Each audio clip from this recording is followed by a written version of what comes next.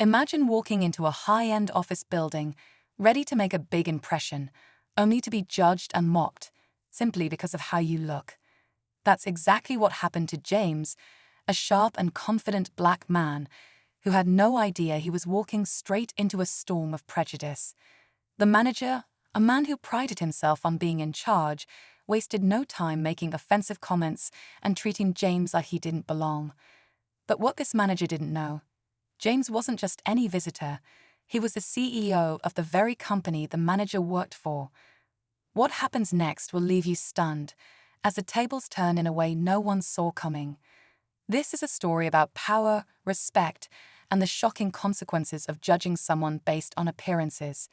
Stay tuned, because this manager's rude awakening is something you'll never forget. James had arrived at the office with a calm confidence, dressed in a simple yet professional outfit. He didn't feel the need to flaunt his success. It was in his demeanor. But from the moment he walked in, the manager's eyes narrowed, and his condescending smirk said it all. To the manager, James didn't fit the image of someone important. "Are you lost?" he sneered, barely hiding his disdain. When James politely explained he had a meeting, the manager scoffed, shaking his head. "You? A meeting?" "Sure thing," he mocked, directing James to a seat far from the main lobby, almost as if to hide him. As James waited patiently, the manager continued to belittle him with rude comments disguised as jokes, loud enough for others to hear. What the manager didn't realize was that every word, every action, was being silently noted. James wasn't just observing, he was assessing. As James sat quietly, the manager continued his routine of thinly veiled insults, all while putting on a show for the nearby staff. Some exchanged awkward glances, clearly uncomfortable, but no one dared to intervene. To them, the manager was someone you didn't cross. He had a reputation for being ruthless.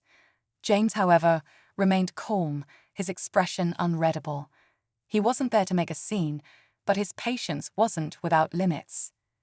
Meanwhile, the manager's arrogance grew. He strutted around the lobby, throwing subtle digs at James, as if proving his dominance. "It's funny how some people think they can just walk into places they don't belong," he said loudly, earning a few nervous chuckles from employees who were too afraid to disagree. Unbeknownst to him, James had been silently observing the entire operation. Every interaction, every comment, it all painted a picture of a workplace shaped by fear and disrespect. James wasn't just there for a meeting. He was there to change everything, and the manager. He had no idea how much his behavior was sealing his fate. The tension in the lobby was thick, with every passing moment feeling heavier than the last.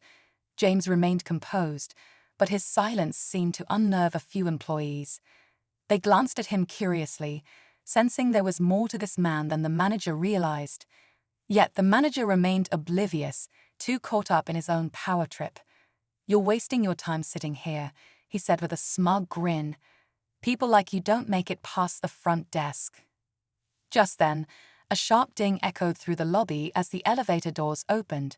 A group of executives stepped out, their eyes immediately locking on James. The atmosphere shifted in an instant. They rushed over, extending their hands, their voices filled with respect. "Mr. Reynolds, we're so glad you're here," one of them said, their tone professional and warm. The manager froze, his expression twisting with confusion. He blinked, looking from James to the executives, his smirk fading. Slowly, the realization began to dawn on him, but he wasn't ready to accept it. "Wait, who is this?" he stammered, his voice shaking slightly. The room seemed to hold its breath as James stood, his calm presence suddenly commanding. The manager was about to find out exactly who he had been mocking, and the truth was going to hit harder than he could have ever imagined. James took a step forward, shaking hands with the executives as they continued to greet him warmly. The manager's face had drained of color, and his usual arrogance was replaced by visible panic. "Mr. Reynolds," he repeated under his breath, his voice barely audible, as if saying the name out loud made it all the more real. But James didn't even glance in his direction. Instead, he turned to the executives, his tone calm yet commanding. "I've been here for a while," he said. "It's been enlightening." The executives exchanged uneasy looks, sensing there was more to his statement. James gestured toward the manager, finally addressing the elephant in the room. "Is this how visitors are treated here? With disrespect and prejudice?"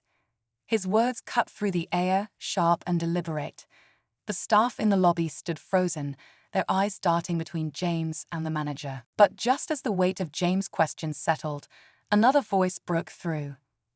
A young employee, one of the receptionists, hesitated before stepping forward.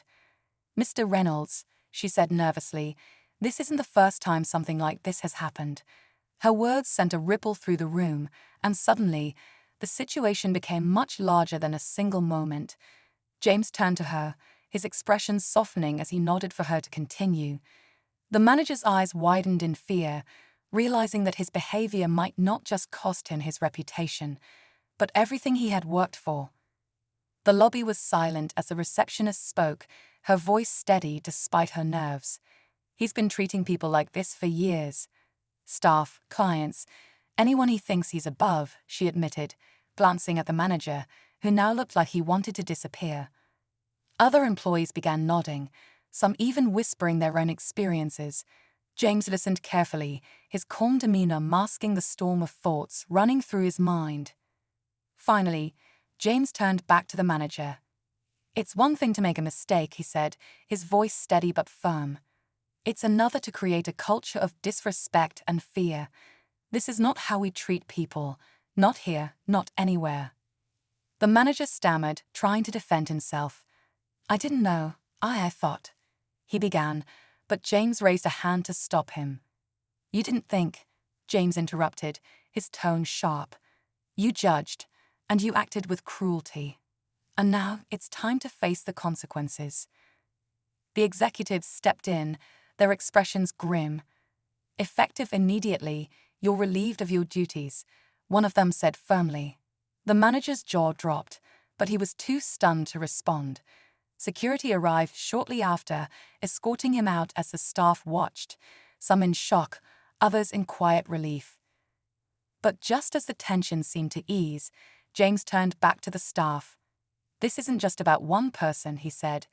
"It's about rebuilding trust and ensuring everyone here feels respected and valued. Starting today, there will be changes." The employees exchanged hopeful glances, their expressions softening. But then James added, with a small, knowing smile, "And just so you all know, I don't sit in a corner office. My door is always open." As he walked toward the elevator, a ripple of admiration followed him. The once intimidating figure had become a symbol of fairness and integrity. And while the manager was gone, the real transformation of the workplace had only just begun. As the elevator doors closed behind James, the employees stood quietly, reflecting on what had just unfolded. The atmosphere in the office felt lighter, as if a weight had been lifted. Conversations sparked among the staff, not about the manager's downfall but about the possibilities of a better workplace, one rooted in respect and fairness. Word of the incident spread quickly, becoming a powerful lesson not just within the company but beyond. It served as a reminder that judgment based on appearances can backfire in unimaginable ways, and that true leadership is measured by actions, not assumptions. For James, the day wasn't about revenge, it was about accountability. He believed in creating environments where everyone had the chance to thrive, no matter who they were. As he settled into his office, he smiled, knowing this was just the beginning of something greater. Sometimes, the smallest actions lead to the biggest changes.